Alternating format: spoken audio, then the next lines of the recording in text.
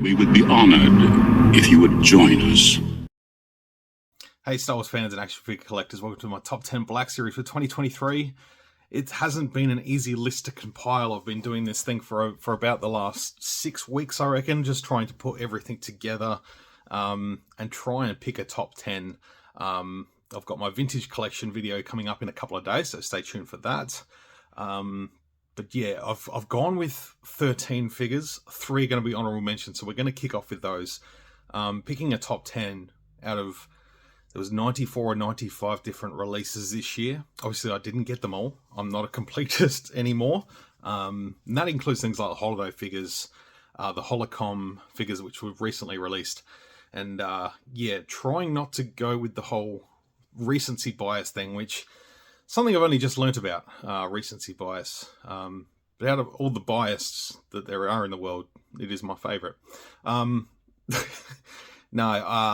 We're just going to kick off with my 3 honourable mentions and then we'll go through the top 10. So let's flip the camera around and have a look. All right, folks, here is my 3 honourable mentions. These ones are ones that were in the top 10 at some point, but, eventually didn't make the final cut. All 3 fantastic figures. The Clone Trooper especially. Well, not especially, they're all great, but Clone Trooper being a recent one. This is one I've been itching to get multiples of. I passed on the Apo, which is one I'd like to get at some point. Maybe get a couple of those, because it's not really Apo, it's just a 501st clone. But yeah, the Phase 2 clone in this, this 3.0 mold is just absolutely fantastic. This is what they need to get right with the vintage collection, is get that sort of helmet looking right, and they certainly have here with the Black Series. So yeah, and just the articulation, the overall look of it, the fact that the helmet is removable, which is never anything that really, needed to be done. Because, I'd rather lose that over a good sculpt. But they've managed to do both here, which is really, really good. So that one, Sabine, this is just a really, really nice figure. I've had a lot of fun, just sort of having this one sort of sitting on the shelf and playing around with it. And unfortunately the vintage collection one, not quite as good, mainly because of that helmet. Otherwise, it would have been pretty much on the list if that helmet had been right. But yeah, I feel like they really got this one right. They nailed it down. The helmet looks good on her. And yeah, she ended up being a really, really good figure from the Ahsoka series. So she almost made the cut. And then one from earlier in the year, Cow, another figure that I really couldn't put down for a little while. I did end up buying 2, and did sell one on eventually. But yeah, I decided I really only needed 1. I thought I'd be able to do some customs and make another outfit, but I just thought, no, 1's enough. No doubt they'll probably come out with a different variation of Cow as well. But he did come with, obviously, BD1, and this sort of the stock outfit for the game, for Jedi Survivor. And yeah, really, really like his character and really like the figure. So there's the 3 that make the honourable mentions list. Cow, Sabine, and the sort of the Phase 2 clone Grunt. So without further ado, let's get on to the top 10. Alright folks, starting at number 10, we have Ezra Bridger. Sort of similarly, kind of based on his appearance as the hologram in Ahsoka. More so, from my point, a realistic interpretation of the Season 3 and 4 Ezra from Rebels. And that's where he belongs on the shelf with the Rebels. I'd love to see some other interpretations of the other characters from later seasons, like Kanan. Especially Kanan. And yeah, some different colours of Sabine's armour would be great. But yeah, again, this is just a figure I couldn't put down when I grabbed it. I really liked it. The bright colours. The interpretation to live action. They've used the likeness of the actor, which is fantastic.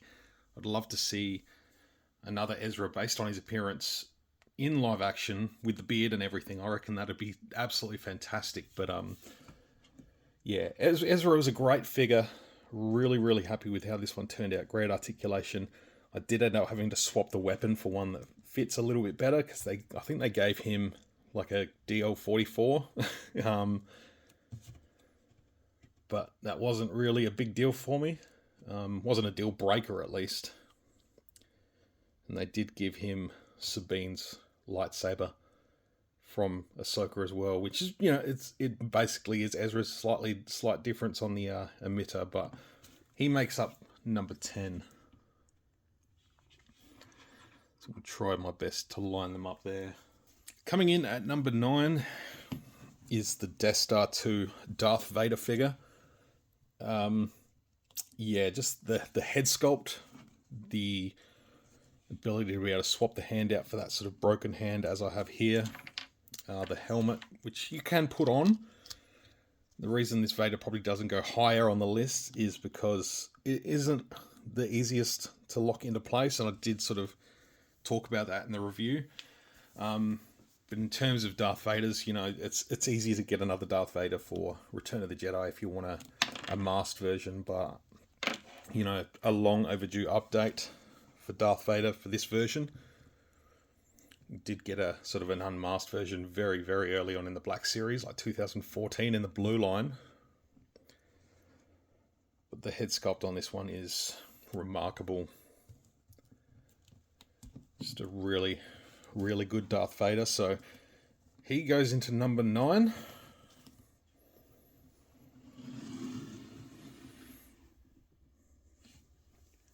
Coming in at number 8 is the Jedi legend Obi-Wan Kenobi. Now this figure is just an outstanding release. Yeah, mostly sort of repainted from previous versions, but in my opinion, probably the best facial likeness to Ewan McGregor. And it's got that sort of Mythos outfit, which I think everyone was pretty excited to see when he showed up in that outfit at the end of the series. Very sort of reminiscent of the Mythos look that we've seen over the years. And the little accessory of the Skyhopper was just a nice bonus. The goggles around the neck. It was just my favourite Obi-Wan Kenobi, and kind of had to pick one out of the 2 that were released this year, or 3, technically 3. I think the blue shirt one was also released this year. I'm having a bit of a mental lapse on when that one came out, but this one and the Jabim one for sure. But had to give it to Jedi legend Obi-Wan Kenobi. Again, I have reviewed all these figures individually. So Obi-Wan comes in at number 8. Rolling in at number 7 is a figure I bought twice, and any figure that you're going to buy twice, that makes me buy twice, deserves to be in the top 10. Luke Skywalker Jedi Knight from Return of the Jedi. And I did buy this twice. This is the Luke that I have sort of crouching down with the Death Star 2 Vader. And then I had bought another one to have the non sort of ripped shirt, the non-open sort of tab there, where he's fighting another Return of the Jedi Vader. I didn't buy 2 of that one. I do just have another Return of the Jedi Vader. So that was enough for me to buy a second Luke. And yeah, in my opinion, they really nailed this one. I think he looks fantastic. Really nice.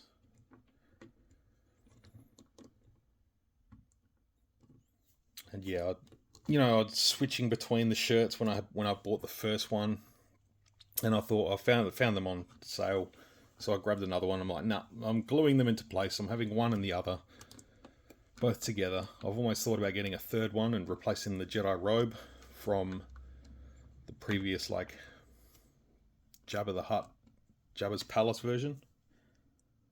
Putting that over the top, but for now I'm good with the 2.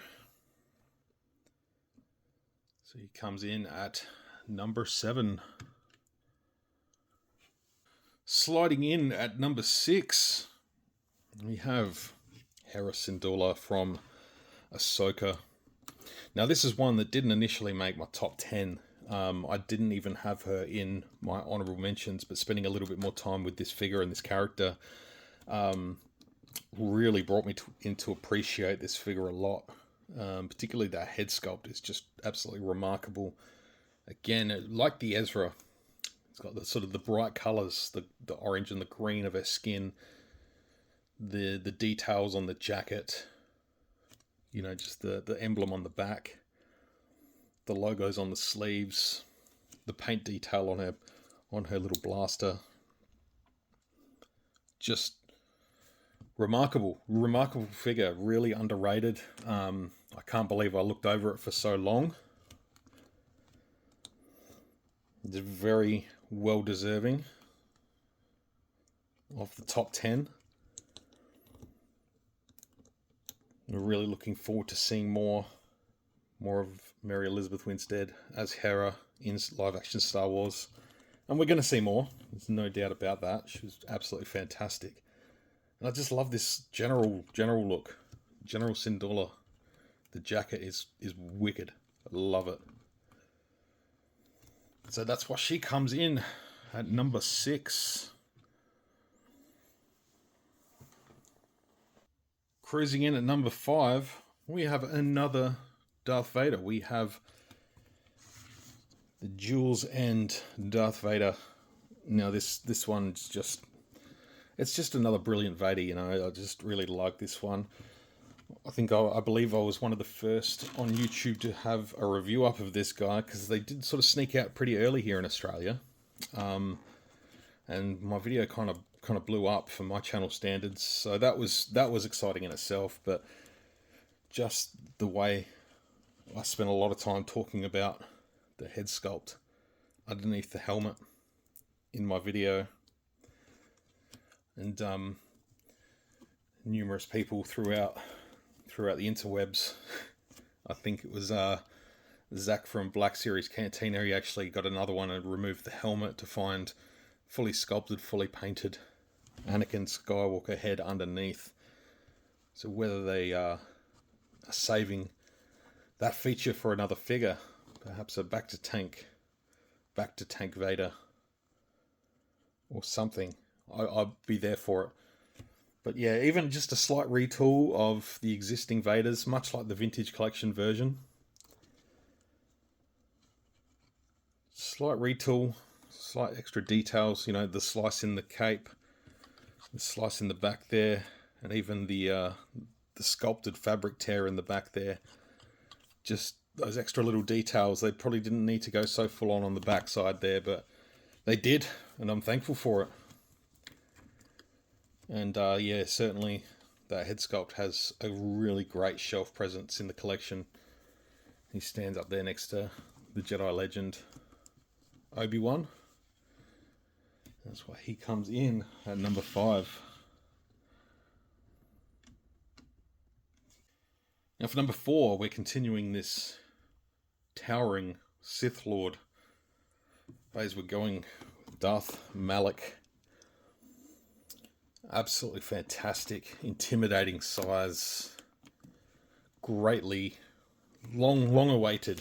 We've had Revan for quite a few years now, and yeah, he was certainly missing his apprentice and usurper, or attempted usurper, Darth Malak. Is just an absolutely fantastic figure. Really happy with how this one turned out.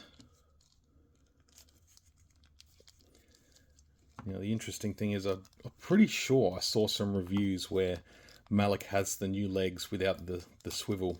I could be wrong, but mine ended up with the swivel. I don't know, maybe it didn't make the cut, maybe it just made that cut, literally. So I feel like there were some more reviews where he was missing that. I could be wrong.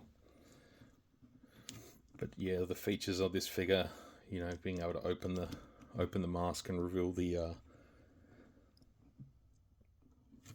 modulator there, replacing his sort of lower jaw. It's just fantastic. And yeah, again, just empowering, towering shelf presence makes Malak come in at number 4. Now, yet another red blade for the collection. Coming in number 3, we have Star Killer, Galen Marek. Now again, I'm going on the merits of the figure on its own. I did get the deluxe version. But yeah, decided to show him just as he would be in his single packed version, which is sort of slipping out now. A lot of people are getting a hold of that figure now. It is out and available. But yeah, this one really hit hard for my nostalgia for the Force Unleashed video game. The fact that it came with a couple extra Stormtroopers was great, but the figure itself, it's just remarkable. I hope they do more with the Force Unleashed. And you get some alternate outfits, They've got the basic figure. The chest armor there is an extra piece. The belt. And everything else is pretty much sort of standard. So I'd love to see like a Raxus Prime version, which they have done in 3 3/4 back in the day. But yeah, this guy almost sat in number 1 spot for a little while, but ended up sliding to number 3 just to make room for some other figures. But this one, yeah, he gets his own shelf. He gets his own area of a shelf. He's just so good. I love this figure so much. Yeah, I have a lot of good memories with the Force Unleashed video game, both of them. So that's why he comes in at number 3. So number 2. Now we talk about shelf presence and size and scale of figures. This one is one of the best. He has to stand back a little bit further. Darth Malgus coming in at number 2.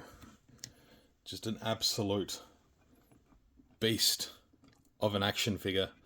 He towers over most. Maybe only rivaled by Chewbacca, Chris Santon. And he's a little bit taller than Vader and Malik.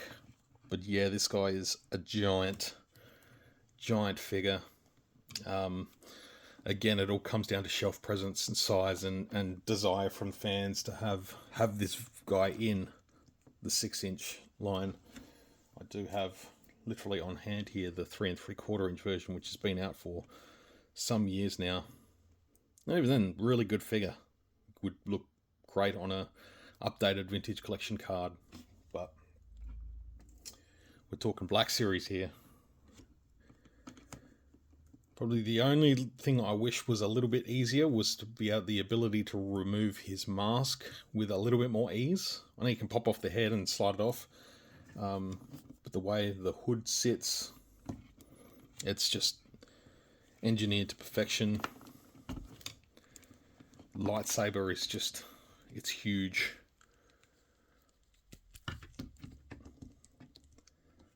And the fact that he wasn't difficult to track down on release, which I was very, very happy about. He's just a total badass monster and sort of fuels the desire for more Old Republic expanded universe related action figures, such as Darth Malgus, Darth Malik. Bring it on, Hasbro. Do it. So he comes in at number 2. So number 1, this one was always going to be a favourite from the get-go. This wasn't a hard decision. This one sat in first place for quite a long time. I couldn't budget any lower. This one just brings back feelings of nostalgia and everything for the Clone Wars line, given that a series was based on this character. And I'm just going to put her on screen. It is Ahsoka Tano, Jedi Padawan from the Clone Wars, from a sort of season 3 through to 6 look. Well, she wasn't in season 6. Season 3 through to 5 when she leaves the Jedi Order. Yeah, just an absolutely remarkable figure. Fantastic likeness. I really love that Siege of Mandalore version of Ahsoka that dropped a couple of years ago, but this one just throws it out of the park. It's just, the lightsabers, the dual blades, In fact, you can take those blades off and have the hilts on her belt.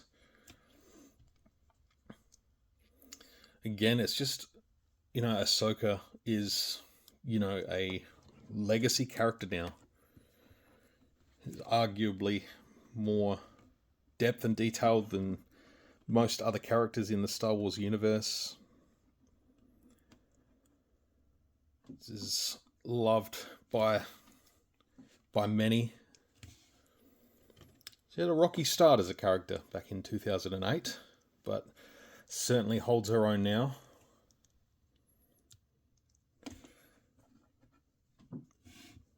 Especially evolving past animation.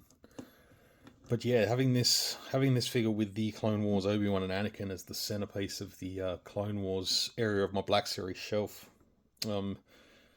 Extremely happy with this one. And yeah, the articulation, everything. I don't know how many people didn't like this figure at all, but I don't know why, but it's yeah. I do long for, a season 1 through 2 release of Ahsoka, but maybe with not the crop top, maybe with the sort of the one they used, the outfit they used for Tales of the Jedi, where they sort of calmed down a little bit with the semi boob tube that she wore in the seasons and the film. But yeah, this is my favourite outfit of Ahsoka's, and yeah, just an unbelievable figure, really. So that's why she comes in at number 1. Stand there up front.